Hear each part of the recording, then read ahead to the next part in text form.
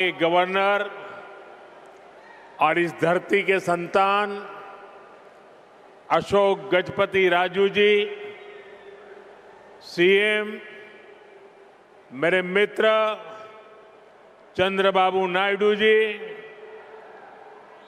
Deputy CM भाई पवन कल्याण जी,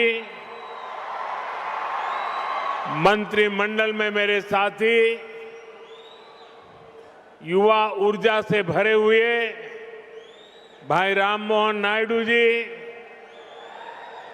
चंद्रशेखर पेम्मसानी जी, भूपति राजू श्रीनिवास वर्मा जी, राज्य सरकार के मंत्री भाई नारा लोकेश जी, उपस्थित अन्य जनप्रतिनिधिगण, देवी और सज्जनों, अंदरिकी नमस्कारम।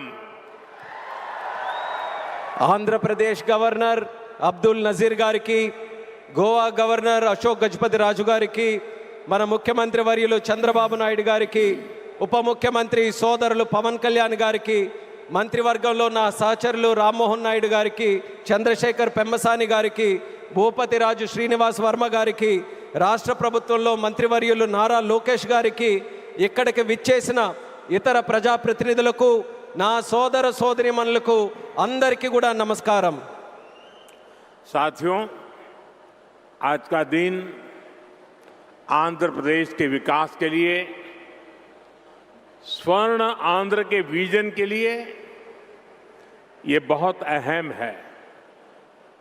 मुझे आज बहुत शुभ अवसर पर एक शुभ मास में उत्तर आंध्र की इस पवित्र भूमि पर आने का सौभाग्य मिला है।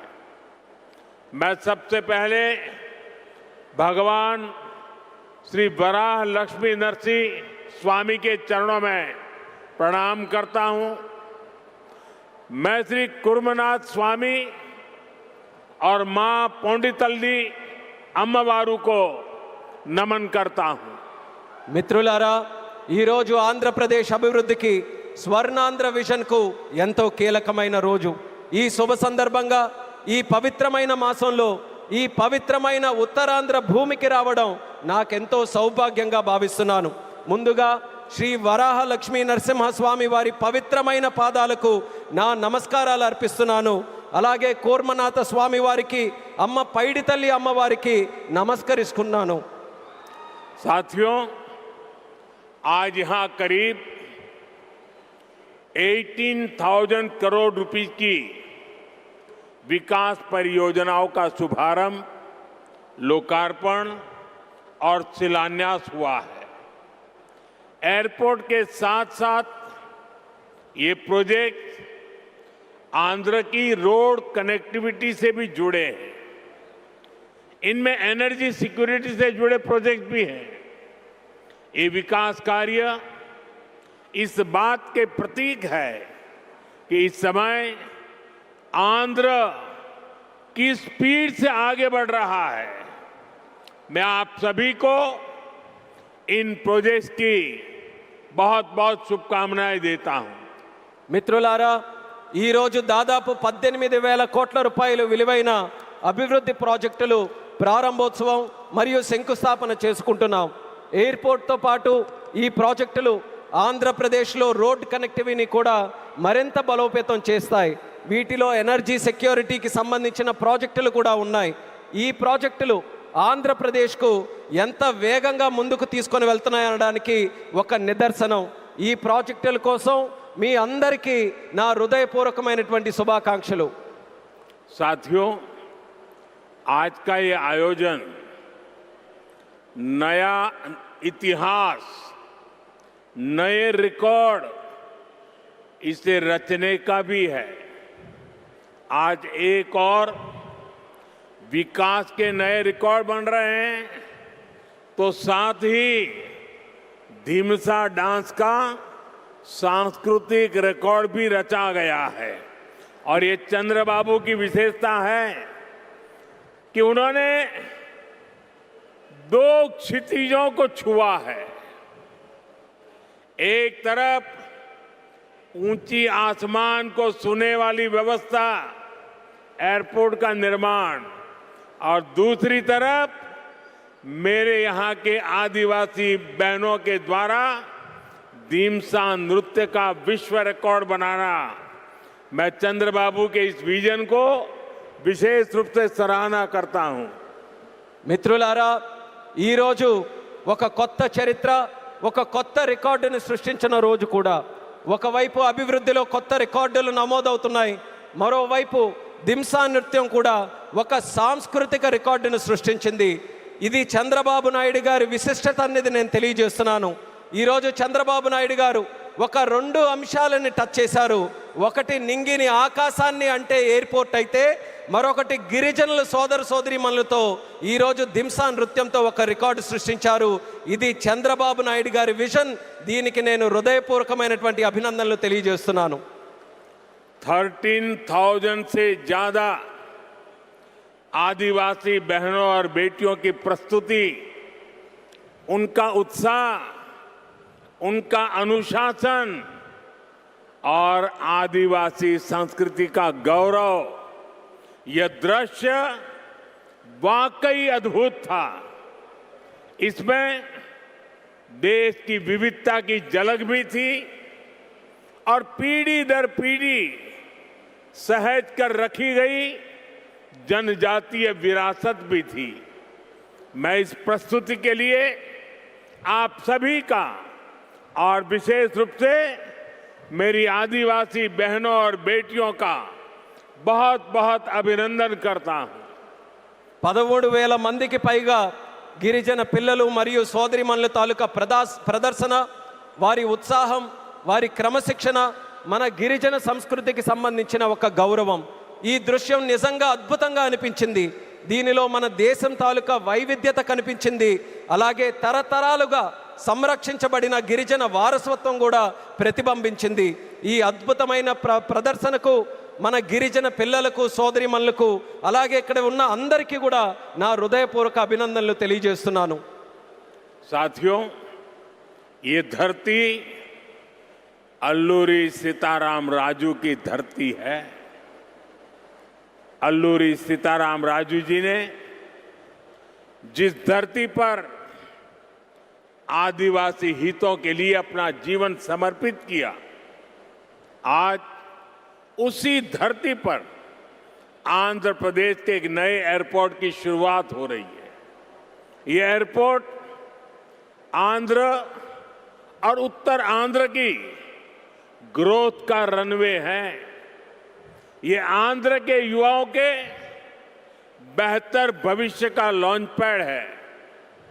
मैं आंध्र प्रदेश के लोगों को, देश के लोगों को बहुत बहुत बधाई देता हूं। మిత్రులారా, ఈ నేల అల్లూరి సీతారామరాజు గారి నేల. అల్లూరి సీతారామరాజు గారు ఈ గిరిజన హక్కుల కోసం తన జీవితాన్ని అంకితం చేశారో ఆ పవిత్రమైన భూమిపైనే ఈరోజు ఆంధ్రప్రదేశ్కు ఒక కొత్త ఎయిర్పోర్ట్ ప్రారంభమవుతుంది.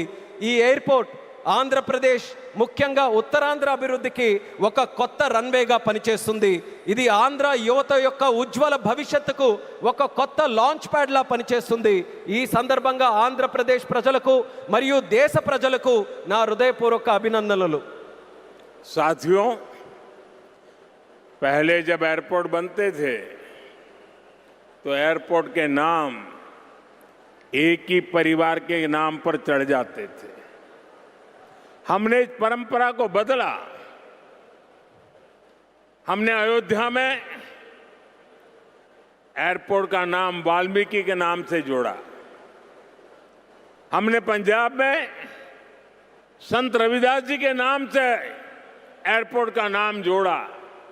और साथियों, केंद्र की एनडीए सरकार ने निर्णय किया है कि इस नए एयरपोर्ट का नाम श्री अल्लूरी सीताराम राजू के नाम पर होगा। आंध्र प्रदेश का जो भी नागरिक इस एयरपोर्ट से यात्रा करेगा, देश और दुनिया का जो भी नागरिक इस एयरपोर्ट से यात्रा करेगा, उसे अल्लूरी सीताराम राजू जी के नाम से जनसेवा और राष्ट्र सेवा की प्रेरणा मिलेगी। మిత్రులారా, ఒక గతాన్ని మళ్ళీ గుర్తు చేసుకుందాం. ఒక సందర్భంలో భారతదేశంలో ఏ ఎయిర్పోర్ట్ నిర్మించినా ఒక్క కుటుంబం తాలూకా పేర్లే దానికి పెట్టేవారు. ఆ చరిత్రని మళ్ళీ ఎన్డీఏ ప్రభుత్వం తిరగరాసింది. అయోధ్యలో ఎయిర్పోర్ట్ ప్రారంభిస్తే దానికి వాల్మీకి గారి పేరు పెట్టాం.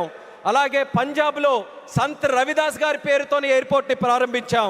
అలాగే ఈ కేంద్ర ప్రభుత్వంలో ఎన్డీఏ కూటమి ఒక ముఖ్యమైన నిర్ణయం తీసుకుంది. ఈ కొత్త ఎయిర్పోర్ట్కి అల్లూరి సీతారామరాజు గారి పేరు పెట్టాలనే నిర్ణయం తీసుకుంది. ఈ ఎయిర్పోర్ట్ ద్వారా ప్రయాణించే ప్రతి ఆంధ్రప్రదేశ్ పౌరుడు అల్లూరి సీతారామరాజు గారి పేరుతో ప్రజాసేవకు, దేశ సేవకు కూడా స్ఫూర్తి పొందుతారని తెలియజేస్తున్నాను. साथियों, बीते 12 इयर्स में देश के एविएशन सेक्टर ने असाधारण प्रगति की है। 2014 तक देश में केवल 74 एयरपोर्ट ऑपरेशनल थे। आज ये संख्या 166 है।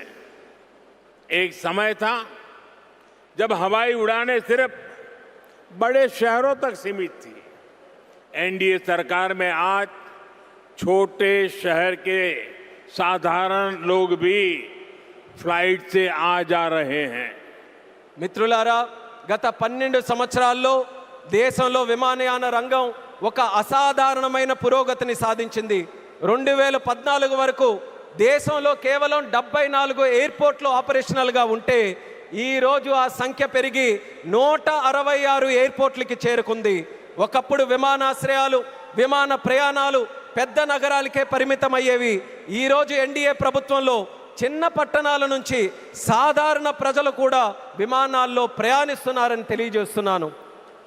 12 इयर्स में सिर्फ एयरपोर्ट की संख्या ही नहीं बढ़ी है। हमारी उड़ान योजना के कारण आज गरीब परिवार के लोगों को भी जहाज में बैठने का अवसर मिल रहा है। इस योजना ने गरीब से गरीब को अपना सपना पूरा करने में मदद की है। कुछ दिन पहले ही सरकार ने उड़ान योजना के दूसरे फेज की शुरुआत की है। इस पर भी 29,000 करोड़ रुपीस खर्च किए जाएंगे। మిత్రులారా, ఈ 12 సంవత్సరాల్లో కేవలం ఎయిర్పోర్ట్ తాలూకా సంఖ్య మాత్రమే పెరగలేదు.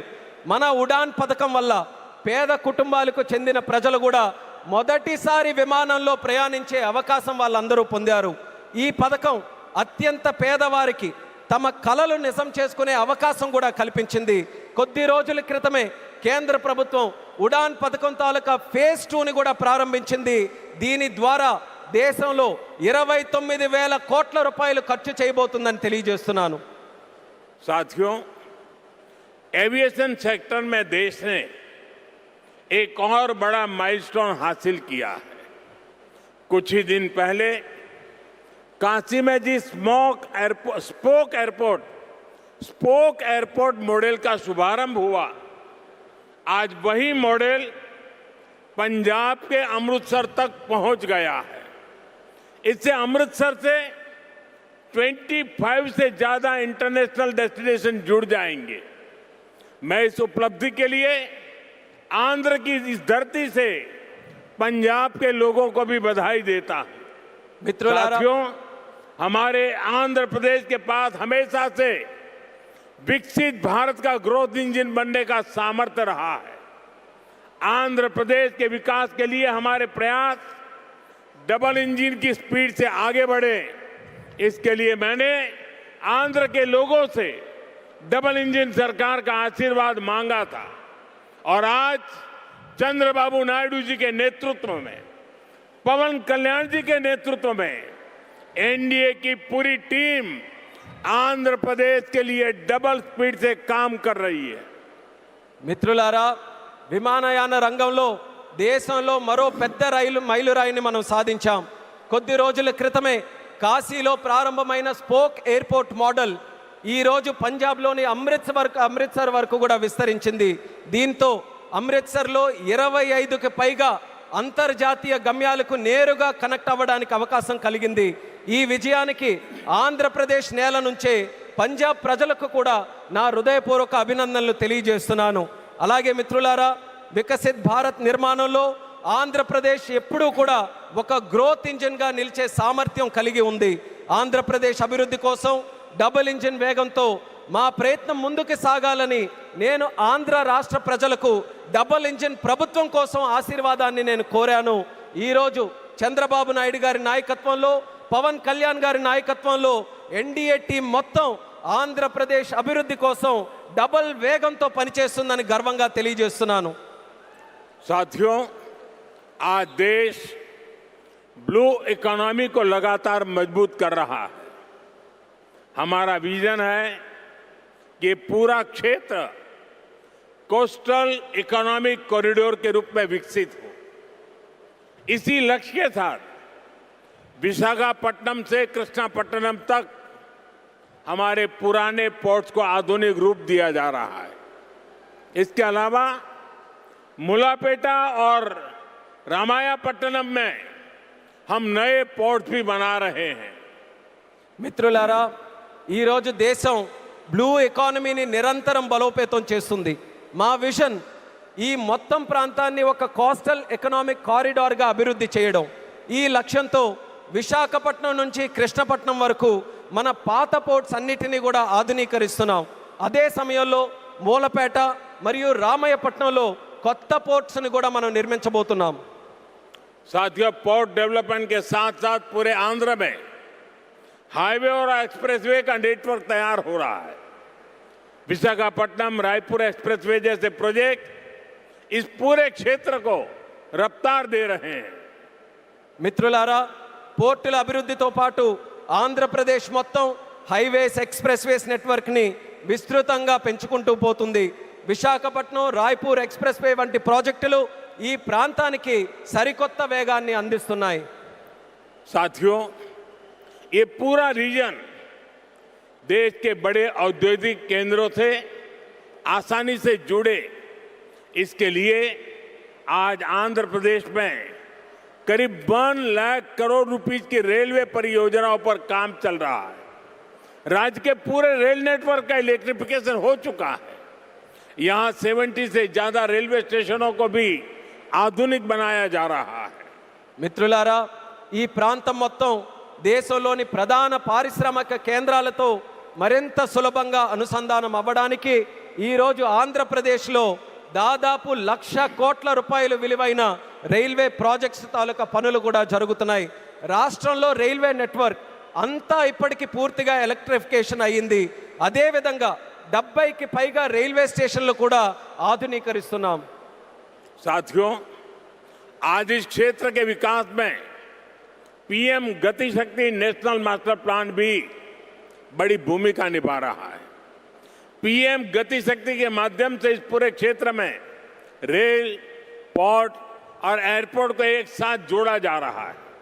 जब यहाँ ये आधुनिक लॉजिस्टिक नेटवर्क तैयार हो जाएगा तो उद्योगों को बेहतर कनेक्टिविटी मिलेगी, किसानों को फायदा होगा और ईज ऑफ डूइंग बिजनेस भी बढ़ेगा. మిత్రులారా, ఈ ప్రాంత అభివృద్ధితో పిఎం గతి శక్తి నేషనల్ మాస్టర్ ప్లాన్ కూడా కీలక పాత్ర పోషిస్తుంది. పిఎం గతి శక్తి ద్వారా రైల్ కానీ, పోర్టు కానీ, ఎయిర్పోర్ట్లు కానీ ఒక సమగ్ర నెట్వర్క్గా అనుసంధానం చేస్తున్నాం. ఈ ఆధునిక లాజిస్టిక్స్ నెట్వర్క్ పూర్తయిన తర్వాత పరిశ్రమలకు మరింత మెరుగైన కనెక్టివిటీ లభిస్తుంది, రైతులకి ప్రయోజనం చేకూరుతుంది, అలాగే ఈజ్ ఆఫ్ డూయింగ్ బిజినెస్కి కూడా మరింత పెరుగుతుంది. साथियों, आंध्र प्रदेश हमेशा भविष्य की सोच रखने वाला प्रदेश रहा है. सॉफ्टवेयर, आईटी और टेक सेक्टर में आंध्र के युवाओं ने पूरी दुनिया में अपना डंका बजाया है और इसलिए सरकार यहां के टैलेंट को आंध्र प्रदेश की डेवलपमेंट पावर से जोड़ना चाहती है. మిత్రులారా, ఆంధ్రప్రదేశ్ ఎప్పటి నుంచో భవిష్యత్తును దృష్టిలో పెట్టుకొని ముందుకు సాగే రాష్ట్రం. సాఫ్ట్వేర్ కానీ, ఐటీ కానీ, టెక్ రంగాల్లో కానీ ఆంధ్రప్రదేశ్ యువత ప్రపంచవ్యాప్తంగా తన ప్రతిభను చాటుకున్నారు. అందుకే ఇక్కడ యువత తాలూకా ప్రతిభను ఆంధ్రప్రదేశ్ తాలూకా అభివృద్ధి శక్తితో అనుసంధానం చేయాలని ప్రభుత్వం కోరుకుంటుంది. हमारे टैलेंटेड युवाओं की प्रतिभा का लाभ आंध्र प्रदेश और देश को ज्यादा से ज्यादा मिले, ये बहुत आवश्यक है। इसके लिए हमारा फोकस अब सेमीकंडक्टर जैसे फ्यूचरिस्टिक टेक इंडस्ट्री पर है। विशाखापट्टनम में नए सेमीकंडक्टर प्लांट का शिलान्यास इसी दिशा में एक बहुत बड़ा कदम है। మన ప్రతిభావంతులైన యువత సామర్థ్యం ఆంధ్రప్రదేశ్కే కాకుండా దేశానికి మరింత ఉపయోగపడాలి. అందుకే ఇప్పుడు మా దృష్టి సెమీకండక్టర్ వంటి ఫ్యూచరిస్టిక్ టెక్ ఇండస్ట్రీస్ పై ఉంది. విశాఖపట్నంలో కొత్త సెమీకండక్టర్ ప్లాంట్ తాలూకా శంకుస్థాపన ఆ దిశగా ఒక గొప్ప అడుగుగా నేను భావిస్తున్నాను. चंद्रबाबू के नेतृत्व में हमारा आंध्र अब सॉफ्टवेयर के साथ साथ मैन्युफैक्चरिंग का भी हब बनेगा। इससे आंध्र में फ्यूचरिस्टिक जॉब्स तैयार होगी, टेक इंडस्ट्रीज के लिए नया वातावरण तैयार होगा। చంద్రబాబు నాయుడు గారి నేతృత్వంలో ఇకపై మన ఆంధ్రప్రదేశ్ సాఫ్ట్వేర్ హబ్ మాత్రమే కాదు, మ్యానుఫ్యాక్చరింగ్ హబ్గా కూడా ఎదగబోతుంది. దీంతో ఆంధ్రప్రదేశ్లో ఫ్యూచరిస్టిక్ జాబ్స్ సృష్టించబడతాయి. టెక్ ఇండస్ట్రీస్కు అనుకూలమైన ఒక కొత్త ఈకో సిస్టమ్ కూడా ఇక్కడ ఏర్పడుతుంది. साथियों, वर्ल्ड इकोनॉमी में कहीं भी किसी भी ग्रोथ सेंटर का निर्माण सिर्फ एक फैक्ट्री से नहीं हो सकता। उसके लिए एक पूरे इकोसिस्टम की जरूरत होती है। आज आंध्र प्रदेश में हम ग्रोथ का वही इकोसिस्टम तैयार कर रहे हैं। चंद्रबाबू नायडू जी व्यक्तिगत स्तर पर दिन रात मेहनत करते हैं। इसी का परिणाम है आज दुनिया की कई बड़ी बड़ी कंपनियां यहां निवेश करने के लिए आना चाहती हैं। మిత్రులారా, ప్రపంచ ఆర్థిక వ్యవస్థలో ఏ గ్రోత్ సెంటర్ అయినా ఒక్క ఫ్యాక్టరీతో నిర్మించబడదు. దానికోసం ఒక పూర్తి ఈకో సిస్టమ్ని మనం ఏర్పాటు చేయాలి. ఈరోజు ఆంధ్రప్రదేశ్లో మనం అలాంటి గ్రోత్ ఈకో సిస్టమ్ని నిర్మించబోతున్నాం. మన ముఖ్యమంత్రి చంద్రబాబు నాయుడు గారు వ్యక్తిగతంగా రాత్రి పగలు రాష్ట్రం కోసం కష్టపడుతున్నారు. దాని ఫలితంగానే ఈరోజు ప్రపంచంలో ఉన్నటువంటి ప్రముఖ కంపెనీలు ఇక్కడ పెట్టుబడులు పెట్టడానికి ఎంతో ఆసక్తి చూపిస్తున్నాయి. साथियों, यहां सेमीकंडक्टर के साथ साथ एआई इंफ्रा और डेटा सेंटर पर भी काम हो रहा है। गूगल ने भी यहां $15 बिलियन के एआई और क्लाउड इंफ्रास्ट्रक्चर कैंपस की घोषणा की है। और भी कई ग्लोबल कंपनी यहां नई संभावनाएं देख रही हैं। इसका बहुत बड़ा फायदा आंध्र प्रदेश के साथ साथ देश के यूथ को हो रहा है। మిత్రులారా, ఇక్కడ సెమీకండక్టర్తో పాటు ఏఐ ఇన్ఫ్రాస్ట్రక్చర్, డేటా సెంటర్స్ రంగాల్లో కూడా వేగంగా పనులు జరుగుతున్నాయి. గూగుల్ కూడా ఇక్కడ $15 బిలియన్ విలువైన ఏఐ మరియు క్లౌడ్ ఇన్ఫ్రాస్ట్రక్చర్ క్యాంపస్ని ఏర్పాటు చేయబోతుంది. ఇంకా అనేక అంతర్జాతీయ కంపెనీలు కూడా ఇక్కడ కొత్త పెట్టుబడులకు అవకాశాలు చూస్తున్నాయి. దీనివల్ల ఆంధ్రప్రదేశ్ యువత కాకుండా దేశ యువతకు కూడా ఒక్క గొప్ప ప్రయోజనం కలగబోతుంది. साथियों, आंध्र की इंडस्ट्रियल ग्रोथ स्टोरी केवल डिजिटल टेक तक से ही सीमित नहीं है। नकापल्ली में केंद्र सरकार बड़े फार्मा पार्क के लिए भी सहयोग दे रही है। इससे आंध्र प्रदेश देश के एक बड़े फार्मा हब के रूप में भी विकसित होगा। మిత్రులారా, ఆంధ్రప్రదేశ్ ఇండస్ట్రియల్ గ్రోత్ స్టోరీయే కాకుండా డిజిటల్ టెక్ వరకే పరిమితం కాకుండా నక్కపల్లిలో కేంద్ర ప్రభుత్వం యొక్క భారీ ఫార్మా పార్క్ ఏర్పాటుకి కూడా సహకరిస్తుంది. దీంతో ఆంధ్రప్రదేశ్ దేశంలోనే ఒక ప్రముఖ ఫార్మా హబ్గా ఎదగబోతుందని తెలియజేస్తున్నాను. ग्रीन एनर्जी की फील्ड में भी अकेले रायलसीमा क्षेत्र में 5 लाख करोड़ रुपए से ज्यादा का इन्वेस्टमेंट हुआ है। मैं आज आंध्र प्रदेश के आप सभी लोगों को फिर विश्वास दिलाता हूं, हमारी सरकार ऐसी हर संभावनाओं को साकार करने के लिए दिन रात ये डबल इंजन सरकार काम करती रहेगी। గ్రీన్ ఎనర్జీ రంగంలో కూడా ఒక్క రాయలసీమ ప్రాంతంలోనే 5 లక్షల కోట్ల రూపాయలకి పైగా పెట్టుబడులు వచ్చాయి. ఈరోజు ఆంధ్రప్రదేశ్ ప్రజలందరికీ నేను మరోసారి హామీ ఇస్తున్నాను, ఇలాంటి ప్రతి అవకాశాన్ని నిజం చేయడానికి, ఆ కళని సాకారం చేయడానికి మా ప్రభుత్వం, ఈ డబుల్ ఇంజిన్ ప్రభుత్వం రాత్రి ప్రగలు కృషి చేస్తూనే ఉంటుందని తెలియజేస్తున్నాను.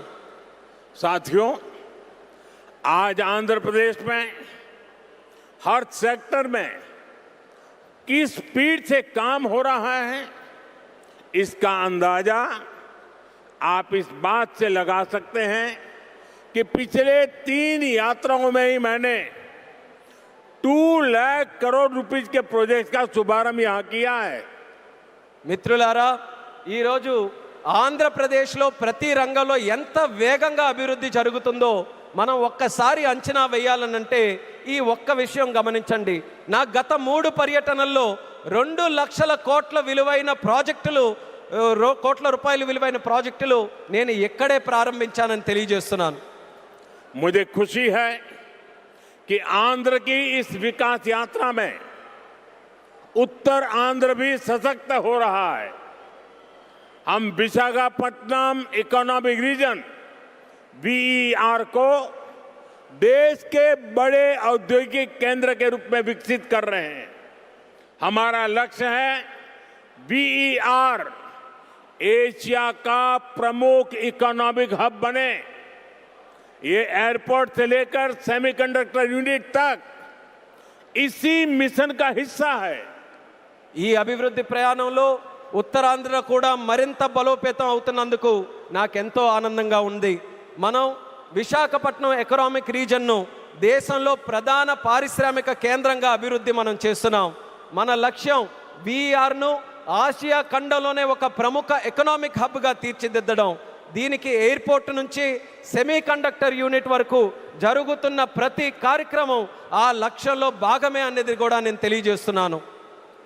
साथियों, हमारी सरकार का मंत्र है इन्वेस्टमेंट से एम्प्लॉयमेंट. इसलिए सरकार ने अपनी तरफ से भी इन्वेस्टमेंट बढ़ाया और हम प्राइवेट सेक्टर को भी इन्वेस्टमेंट के लिए प्रेरित कर रहे हैं. आप भी जानते हैं, जब इन्वेस्टमेंट बढ़ता है तो मैन्युफैक्चरिंग बढ़ती है, मैन्युफैक्चरिंग बढ़ती है तो एक्सपोर्ट बढ़ता है, एक्सपोर्ट बढ़ता है तो रोजगार के नए अवसर बनते हैं, और रोजगार बढ़ता है तो लोगों की आमदनी बढ़ती है, परिवारों की जिंदगी बेहतर होती है. और आंध्र प्रदेश में हम यही होते देख रहे हैं. మిత్రులారా, మా ప్రభుత్వం తాలూకా మంత్రం పెట్టుబడి నుంచి ఉపాధి వరకు. అందుకే ప్రభుత్వం తన వంతుగా కూడా పెట్టుబడులు పెంచుకుంటూ పోతుంది. అదే సమయంలో ప్రైవేట్ సెక్టర్ తాలూకా పెట్టుబడులు కూడా వాళ్ళు ఇంకా ఎక్కువగా పెట్టేలా ప్రోత్సహిస్తుంది. మీ అందరికీ తెలుసు, పెట్టుబడులు పెరిగితే తయారీ రంగం పెరుగుతుంది, తయారీ రంగం పెరిగితే ఎగుమతులు పెరుగుతాయి, ఎగుమతులు పెరిగితే కొత్త ఉద్యోగ అవకాశాలు పెరుగుతాయి, ఈ కొత్త ఉద్యోగ అవకాశాలు పెరిగితే ప్రజల తాలూకా ఆదాయం పెరుగుతుంది. ఆ పెరిగినప్పుడు కుటుంబం తాలూకా జీవితాలు మరింత మెరుగుపడతాయి. ఈరోజు మన ఆంధ్రప్రదేశ్లో ఈ మార్పుని మనం కల్లారా చూస్తున్నాం. साथियों, मुझे पूरा विश्वास है आज यहां जितने भी प्रोजेक्ट की शुरुआत हुई है, जिनकी नींव रखी गई है, वो सारे प्रोजेक्ट स्वर्ण आंध्रा और विकसित भारत के संकल्प को पूरा करने में बहुत बड़ा योगदान देंगे. चंद्रबाबू जी के नेतृत्व में आंध्र प्रदेश विकसित भारत के सपने को पूरा करने के लिए एक बहुत बड़ा ऊर्जा स्रोत बन रहा है. मैं एक बार फिर इन सभी परियोजनाओं के लिए आंध्र प्रदेश के लोगों को बहुत बहुत बधाई देता हूं. बहुत बहुत धन्यवाद. మిత్రులారా, ఈరోజు ప్రారంభమైన శంకుస్థాపన జరిగిన ప్రతి ప్రాజెక్టు కూడా స్వర్ణాంధ్ర మరియు వికసిత్ భారత్ సంకల్పాలను సాకారం చేయడంలో ఎంతో గొప్ప పాత్ర పోషిస్తుందనే నమ్మకం నాకుంది. మరి చంద్రబాబు నాయుడు గారి తాలూకా నేతృత్వంలో ఆంధ్రప్రదేశ్ రాష్ట్రం వికసిత్ భారత్ విజన్కు ఒక పెద్ద శక్తిగా ఉజ్వలిస్తుంది. మరోసారి ఈ అన్ని ప్రాజెక్టుల సందర్భంగా ఆంధ్రప్రదేశ్ ప్రజలందరికీ నా హృదయపూర్వక అభినందనలు, అలాగే ఇక్కడికి విచ్చేసిన సోదర సోదరిమణులకి నా హృదయపూర్వక ధన్యవాదాలు తెలియజేసుకుంటూ నమస్కరిస్తున్నాను.